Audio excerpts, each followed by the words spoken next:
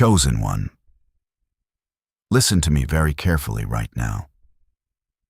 That intense, unexplainable physical and emotional exhaustion you have been carrying over the last few weeks is not a sign that you are failing.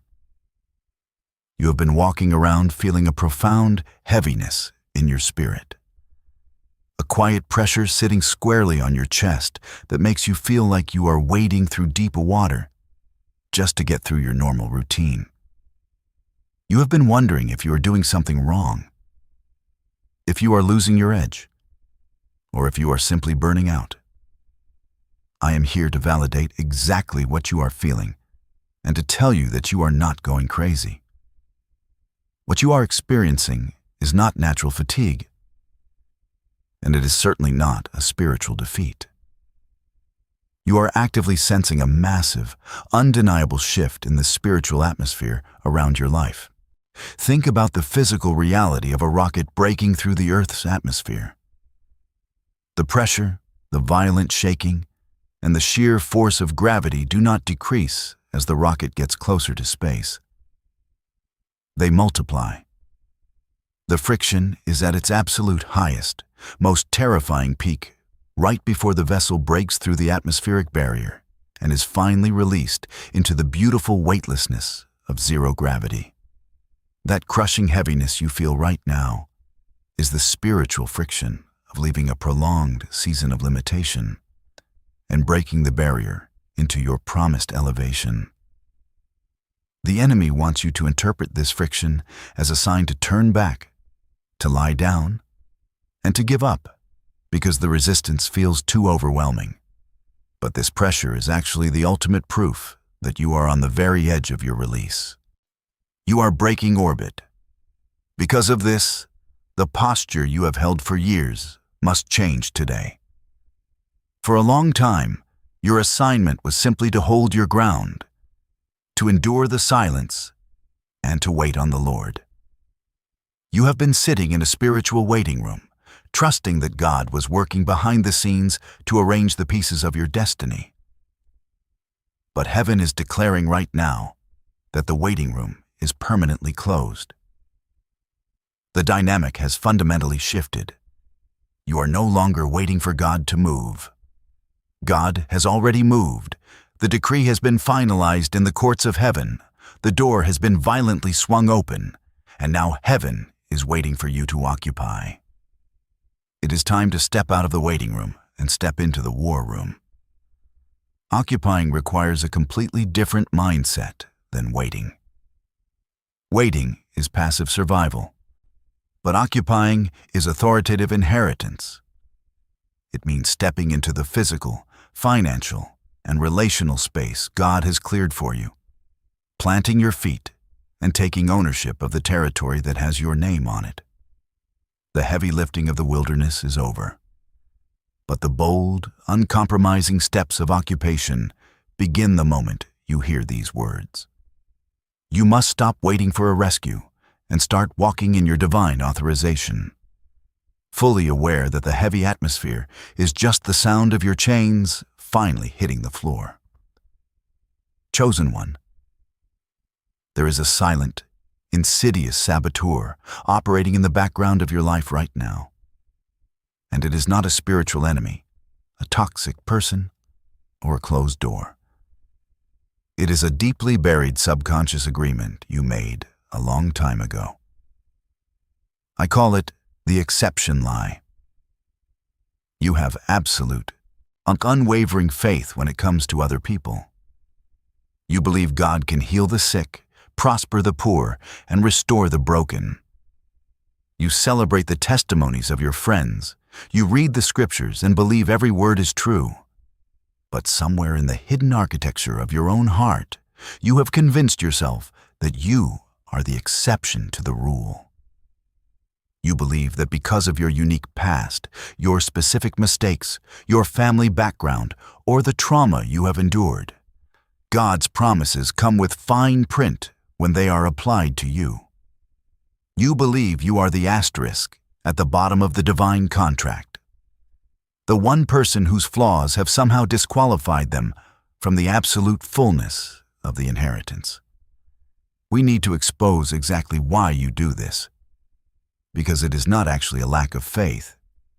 It is a trauma response, living in a society obsessed with hustle culture, where you are taught you must endlessly grind to earn your keep. You have been conditioned to believe that you are only as valuable as your flawless performance. Compound that with the deep sting of past rejections, failures, or even spiritual manipulation, and your brain creates a brilliant but destructive defense mechanism. You unconsciously lower your expectations and tell yourself that the massive, mind-blowing breakthrough simply isn't meant for you. You do this to protect yourself from the crushing weight of disappointment. If you convince yourself that you are the exception, then it doesn't hurt as much when the blessing seems delayed.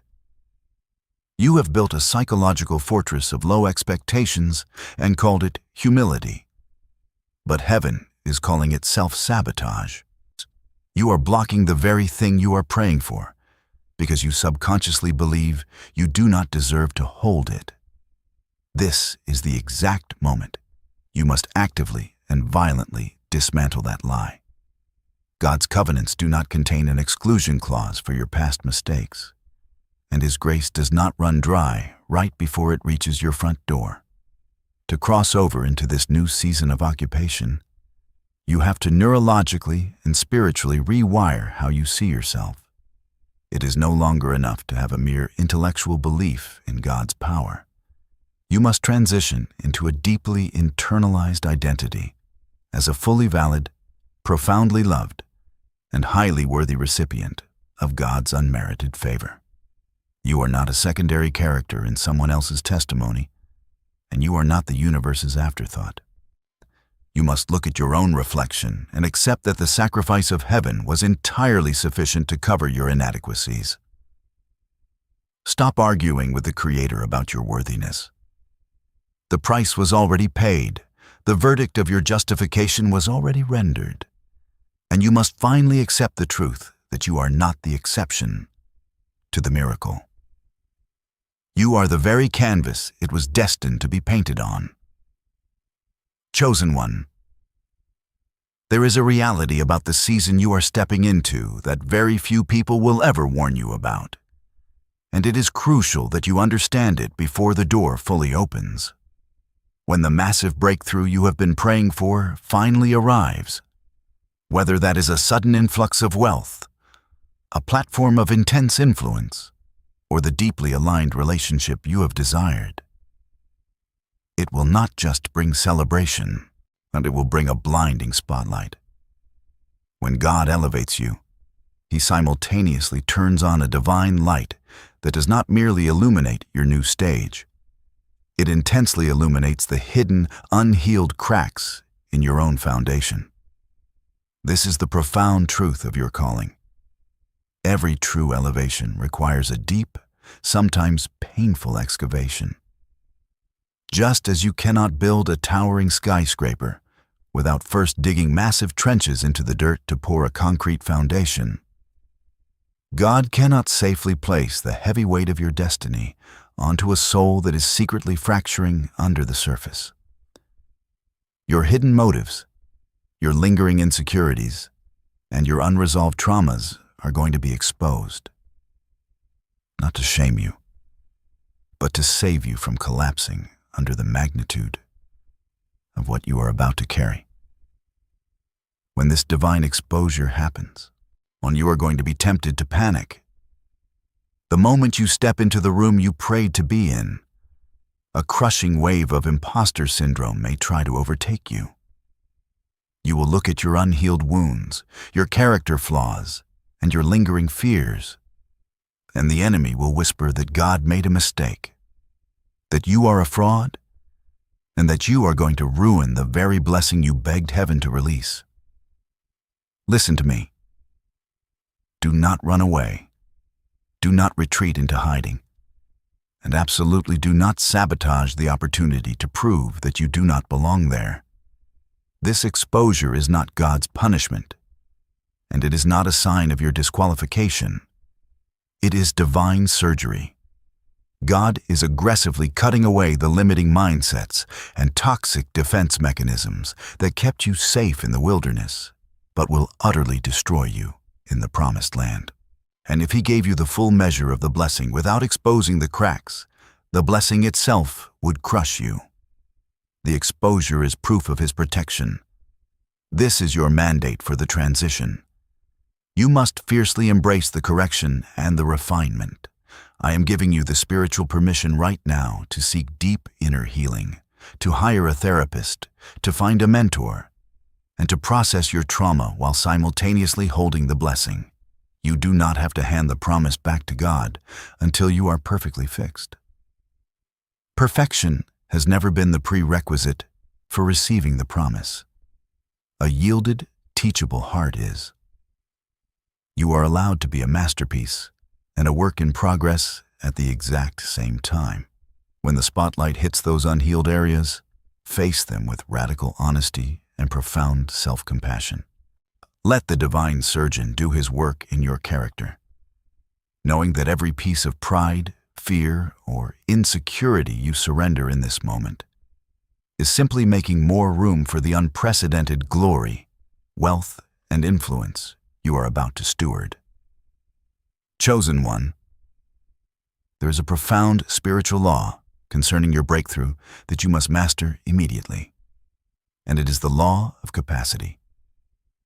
Heaven is never bankrupt, and God's provision for your life is completely infinite. But that divine supply is entirely restricted by the size of the container you bring to Him. Think of the ancient story of the widow who was drowning in debt and about to lose everything. The prophet did not give her a bag of gold. He told her to go to her neighbors and gather empty vessels, and to not just gather a few. The miraculous oil flowed and multiplied, but it stopped flowing the exact second she ran out of empty jars. The miracle did not run dry. Her capacity to receive it ran out. God's favor, His wealth, and His opportunities are ready to be poured out over your life in an unprecedented flood. But that outpouring will stop exactly where your preparation ends. You have been crying out for a downpour, but you are standing in the field holding a thimble. It is time to expand your capacity and understand that spiritual ambition is entirely useless if you refuse to build the earthly infrastructure to hold it. We have to translate this from a beautiful spiritual metaphor into hard, uncompromising earthly action. Because this is where so many gifted people miss their moment. Gathering empty vessels in the 21st century looks like practical, tangible preparation. If you have been praying for a 6-figure business breakthrough, your vessel is registering the LLC, building the website, taking the financial literacy course, and creating a business plan before the first client ever calls. If you are praying for a deeply aligned kingdom marriage, your vessel is doing the grueling work of going to therapy, setting healthy boundaries, and healing your attachment style so you do not bleed on someone who did not cut you. If you are praying for a platform and a voice, your vessel is writing the manuscript, setting up the camera, and speaking into the empty room until the audience arrives. You cannot expect God to deposit $1 million blessing into a mind and an environment that only knows how to manage minimum wage habits. God provides the oil, but you are entirely responsible for building the jar. And this brings us to a hard truth that you must confront today. You have to stop using spiritual language to mask your fear of failure. Too often, when we are terrified of stepping out into the unknown, we hide behind the phrase that we are just waiting on God's perfect timing. That is not piety. That is spiritual procrastination. You are using the sovereignty of God as a pious disguise for your own paralysis. Faith without works is not just dead. It is a profound insult to the destiny placed inside of you. Heaven is commanding you to pick up your shovel and start digging the trenches for the water that is about to come. Stop waiting for the blessing to arrive before you get your life in order. You must act right now as if the loan has already been approved, the contract has already been signed, and the relationship is already on its way. Build the runway today, because the provision is currently circling in the spiritual realm, and it is simply waiting for you to construct a safe place for it to land. Chosen one, there is a final, highly critical reason why so many people miss the exact moment their breakthrough arrives, and it is entirely because of how it is packaged. You have been praying for a very specific outcome, visualizing it in a very specific way, and demanding that it show up on your doorstep, wrapped in the exact dimensions you ordered. But heaven does not take Amazon Prime orders, and destiny very rarely arrives looking like the finished product. The most powerful, life-altering blessings often show up in the deepest, most confusing disguises.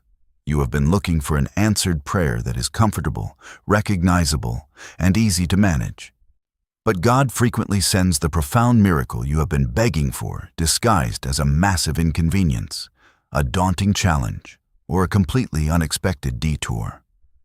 You pray for an oak tree, but God hands you an acorn and a shovel. You pray for a thriving business, but God hands you a failed partnership that forces you to pivot into an entirely new industry.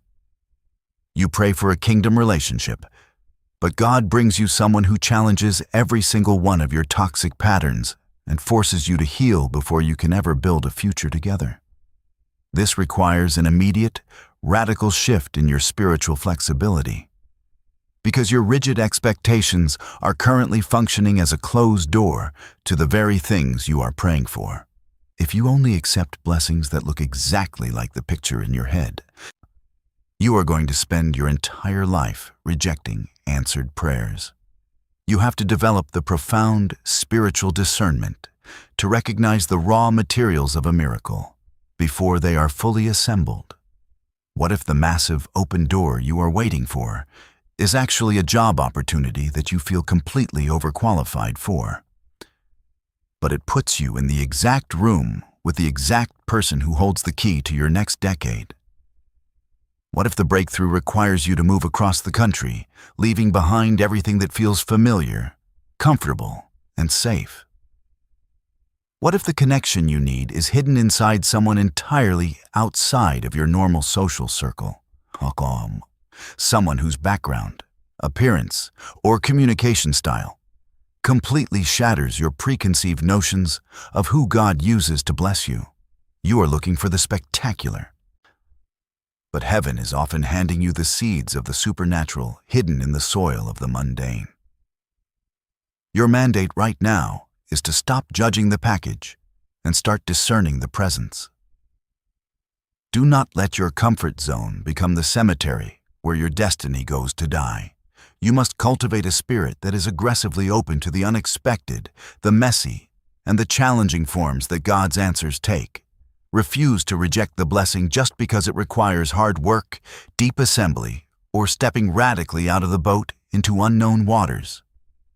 When you stop demanding that God move in your preferred style and start recognizing His fingerprints on the opportunities right in front of you, you will suddenly realize that the waiting is over. The raw materials of your breakthrough have already been delivered, and now it is simply up to you to recognize them. Roll up your sleeves and begin the sacred work of unpacking the destiny that is already in your hands. Chosen one, there is a dangerous illusion about the season of breakthrough that leaves so many gifted people completely paralyzed the moment they finally get what they prayed for. You have spent so much time, energy, and spiritual warfare simply trying to cross the finish line that you have not prepared for what happens the day after the door opens. The assumption is that once you finally step into the promised land, once you get the funding, the spouse, the platform, or the healing, the battle is permanently over and you simply get to rest. But that is a devastating lie.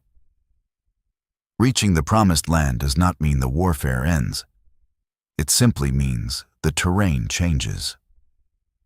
You are no longer fighting the giants of scarcity and delay, but you are about to face the entirely new giants of stewardship, maintenance, and spiritual exhaustion. New levels always bring new devils. And if you are not prepared for the psychological and spiritual whiplash of success, you will sabotage the very blessing you spent years crying out for.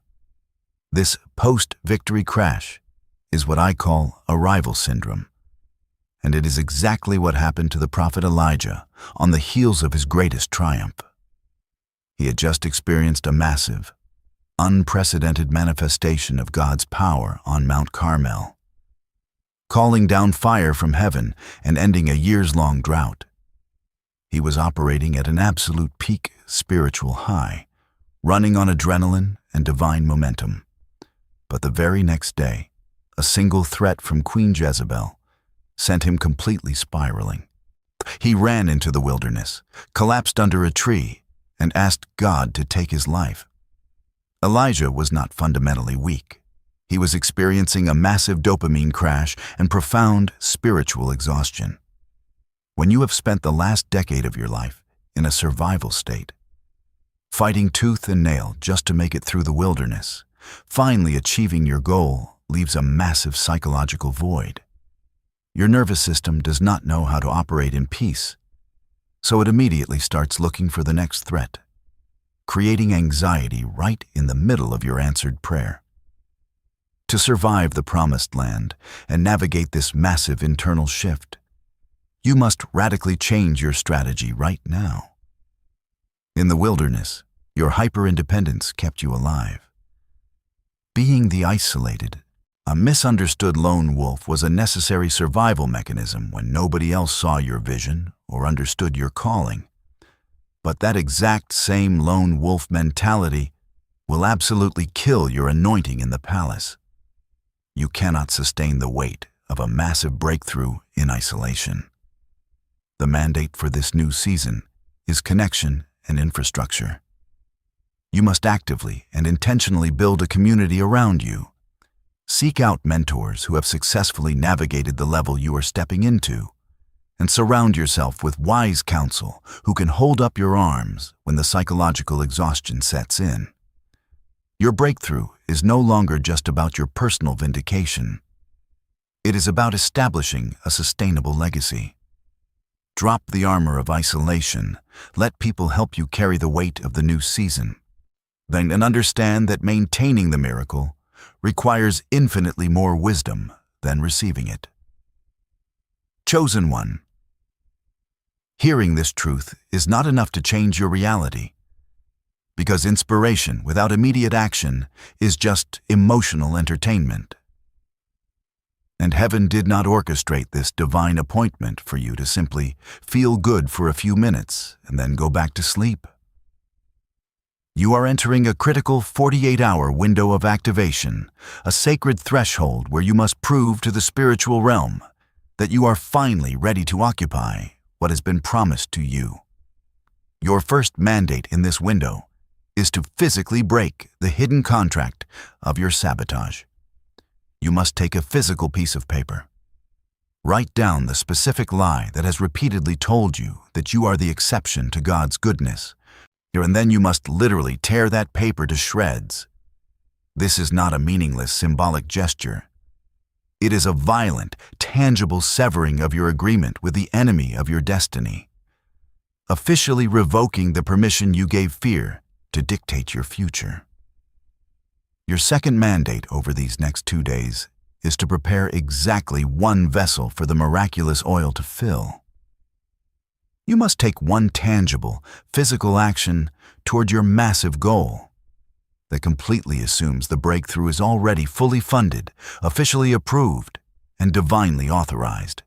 You need to make the intimidating phone call, set up the business bank account, write the first chapter of the book, or book the therapy appointment you have been avoiding. Stop waiting for the rain to start falling before you bother to buy an umbrella, because aggressive action is the highest form of faith. And this single step is your undeniable proof to heaven that you are actively building the landing strip for your provision. Your final mandate is the verbal seal, because you cannot step into a new dimension with a closed mouth. The spiritual realm responds entirely to the frequency of your authority. So you must speak a decree out loud right now, not as a desperate plea to a distant God, but as an absolute, uncompromising legal ruling over your own life. Speak this into the atmosphere with absolute conviction. I decree that my wilderness season is officially and permanently expired. I am not the exception to God's goodness. I am the living blueprint of His redemption and unmerited favor. I bind the spirit of sabotage. I permanently reject the comfort of procrastination, and I step fully into the heavy weight of my divine calling. The hidden agreements of my past are destroyed. The empty vessels of my future are prepared, and I am boldly stepping through the open door that no man can shut. It is finished, it is secured, and I am finally occupying my promised land.